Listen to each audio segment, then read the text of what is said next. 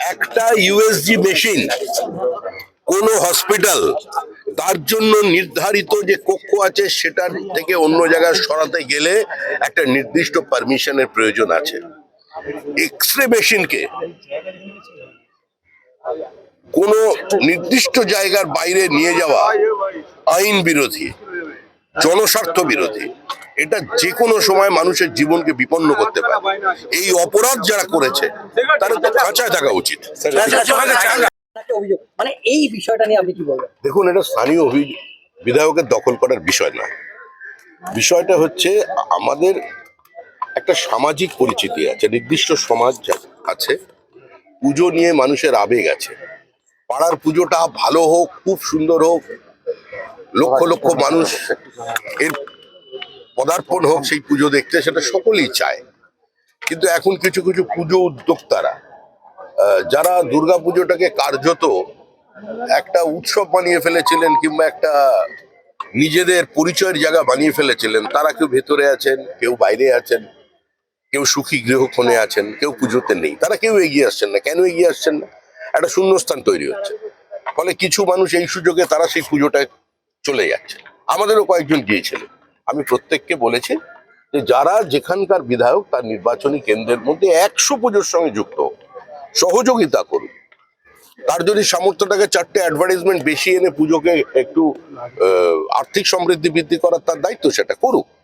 কিন্তু যে পুজো কমিটি তাকে আহ্বান জানাচ্ছে না, সেখানে কমিটি দখল করবেন না।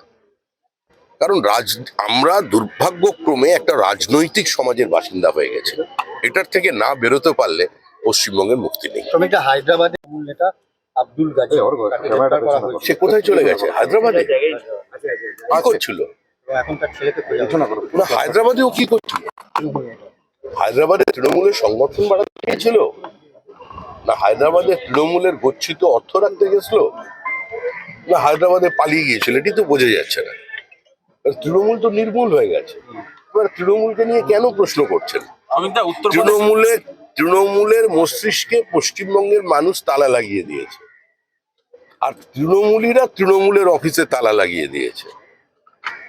যারা কাউন্সিলর হতে পারতেন না জীবনে, মুখ্যমন্ত্রীর আশীর্বাদে, মানে মুখ্যমন্ত্রীর প্রচেষ্টায় বিধাতার দেওয়াল লিখন বদলে দিয়ে, বিধাতার কপাল লিখন বদলে দিয়ে মুখ্যমন্ত্রী যাদের মন্ত্রী বানিয়ে দিয়েছিলেন, তারাই তো দেখছি মুখ্যমন্ত্রীর বিরুদ্ধে, মানে প্রাক্তন অবশ্যই, বিদ্রোহ করেছে। এখানে আর তৃণমূল নিয়ে আলোচনা এই মুহূর্তে, বিশ্বাস করুন, পশ্চিমবঙ্গবাসী আর শুনতে চাইছে না। মানুষ ক্লান্ত। মানুষ যেমন ইডি সিবিআই কে নিয়ে যখন প্রশ্ন করতেন, ওটাতেও মানুষ ক্লান্ত। আর মানুষ মানে এখন তৃণমূলের আলোচনাতেও ক্লান্ত। এখন দুর্গাপুজোর আনন্দ, পুজো আসছে, যান শ্রীপুত্রকে নিয়ে বেরিয়ে পড়ুন, ভালো মার্কেটিং করুন, আনন্দ থাকুন। এসব পুজো, এসব তৃণমূল নিয়ে আছেন। মদন মিত্র এবং আবার কি বলে, ও লাভলি মদন মিত্র এবং অনুব্রত মণ্ডল এবার ঋতব্রত শিবিরে যোগ করলেন এবং অনুব্রত মণ্ডলকে দেখা গেল এই ধরনের অনু পরমাণুকে মানুষ চিনে। এরা জনবিচ্ছিন্ন, মানুষ এদের বিরুদ্ধে। পোশাকের রং বদলানোর জন্য এই নির্বাচনে মানুষ ভোট দেয়নি। মানুষ ভোট দিয়েছেন পোশাকের ভিতরের মানুষটাকে পরিবর্তন করার জন্য। একটা গুজব বলতে পারেন, একটা চর্চা বলতে পারেন, রাজনৈতিক মহলে চলছে, গ্রেপ্তার হওয়ার থেকে বাঁচার জন্য কেউ কেউ কোনো শিবিরে যোগ দিচ্ছেন।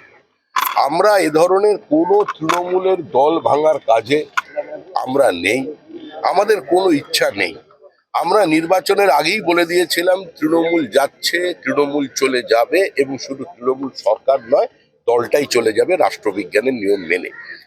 কেউ কেউ এখন আসছেন নিজেদের কীর্তি ঢাকবার জন্য, কেউ কেউ আসছেন উচ্ছ্বাসে। কিসের জন্য আসছেন তো আমি বুঝতে পারবো না। তবে মদন মিত্র তো কালারফুল বয়। মুখ্যমন্ত্রী, মানে অতীতের মুখ্যমন্ত্রী মমতা বন্দ্যোপাধ্যায় তিনি বলেছিলেন কালারফুল বয়। কালারফুল করতে এসেছেন। বলছেন যে এখনো অভিষেক বন্দ্যোপাধ্যায় নাকি বাঘের মতো লড়াই করছেন, এটা বলছেন অভিষেক বন্দ্যোপাধ্যায় বাঘের মতো লড়াই করছেন। কারণ বাঘকে উনি বলছেন বাঘের মতো লড়াই করছেন, মানে বাঘকে উনি জঙ্গলে পাঠাতে সভাপতি হচ্ছেন না, মানে এটা আপনার? আমি যদি কোনো পুজোর সভাপতি না হই, আপনি খুশি হবেন? আপনি আমাকে নিয়ে কেন করেছেন? আমি মা দুর্গার কথা চিন্তা করুন, আমার চেহারাটা আপনি দেখেছেন? এই চেহারা নিয়ে সভাপতি হওয়া যায়?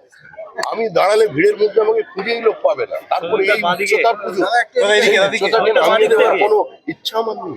সৌমিত্র, পুজোকে রাজনৈতিকরণ থেকে মুক্ত করার বার্তা দিচ্ছেন। আর নির্বাচন কমিশন সেটা হচ্ছে বিজেপি শাখা কার্যালয়ের মতো আচরণ করছে, তাদেরকে 3 দিন, অন্যদিকে বলছি ঋতব্রতদেরকে 23 দিন সময় দেওয়া হয়েছে। এটা হচ্ছে ডেরেক ওব্রায়েন, তিনি হচ্ছে টুইট করে একবারে বলছেন। কোথায় আছেন উনি? ওনাকে তো প্রকাশ্যে রাস্তায় দেখতে পাচ্ছি না। এই যে তৃণমূলের কর্মীগুলো তৃণমূলকে মারছে, ডিম ছুটছে, এখন তো আবার অমলেটের মতো গুলে নিয়ে ঢেলে দিচ্ছে। তো একবার তো উনি রাস্তায় নেমে কথা বলতে পারেন। উনি কোথায়? উনি আমেরিকায় আছেন কি ভারতবর্ষে আছেন কি কলকাতায় আছেন, কোনো জায়গায় দেখা যাচ্ছে না। উনি কি মানে মেঘনাদ হবেন? মেঘের আড়াল থেকে তীর ছুড়বেন? ময়দানে নামুন, তৃণমূল কর্মীদের বোঝান তোমরাও তৃণমূলী ছেলে, এও তৃণমূলী ছিল, কেন ডিম ছুট? এসব কাজে যোগ দিন। কেদার ফান্ডিং এর অভিযোগে ইউপিএটিএস এবং ইডি আজকে কেদার ফান্ডিং এর অভিযোগে ইউপিএটিএস এবং ইডি তল্লাশি চালাচ্ছে। কোথায়? কোথায়? কলকাতা, হাসনাবাদ, মুর্শিদাবাদ, ও, আমার ভাই। তৃণমূল লোক আসছে রোহিঙ্গা এবং বাংলাদেশের যে পাচারের অভিযোগ ভারতে। আরে এখানে বাবরের সরকার ছিল, যাদের ইতিহাস এখন লেখা হবে মডার্ন ইসলামিক হিস্ট্রিতে। তো আকবর, বাবর, হুমায়ুনদের সরকার ছিল। তো সেই সরকারের সঙ্গে সময় এগুলোর যোগাযোগ থাকবে না। আপনার যে অভিযোগ করছিলেন রোহিঙ্গা বাংলাদেশ থেকে অর্থ বিনিময় নিয়ে আসো, তো সেটাই কোথাও একটা কোনো জায়গায় অর্থের বিনিময় নিয়ে এসছে, কোনো জায়গায় ভোটের বিনিময় নিয়ে এসছে, যেখানে পেরেছে টেনে নিয়েছে।